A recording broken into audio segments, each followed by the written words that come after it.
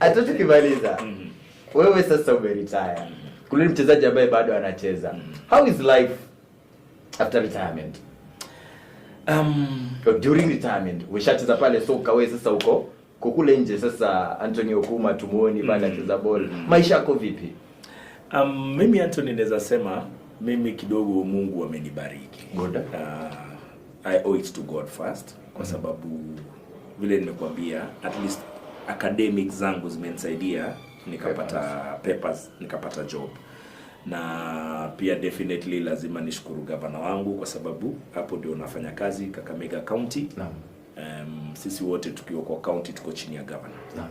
So nashukuru Mungu, nashukuru governor kwa hiyo opportunity.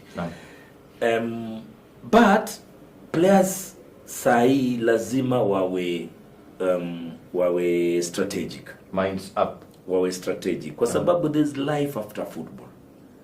Na sasa sisi wengi wetu wa hiyo wengi wetu na manchwali wa generation yetu, wale ambao hawakufanikiwa kimasomo, unapata kwamba they are now really struggling. A lot of those former players wengi wao ukikutana nao wako in very pathetic circumstances. Nikakumbuka Martin Mbalambala. Angalia Martin Mbalambala. Inabidi sasa tumsupport. Amekuwa blind. Na amekuwa blind akicheza football. But pia unapata inafika mahali tunamsahau as a country. Pambo kule tupike kukumbuki. Haikukumbuki tena. Huyo Mbalambala inafaa weke one of those committees za FKF. Unajua? Sure. Allowances ikiwa timu ikienda nje aende. Na nilitafuta kupata kwamba Mbalambala aliumia kwa pale uwanjani.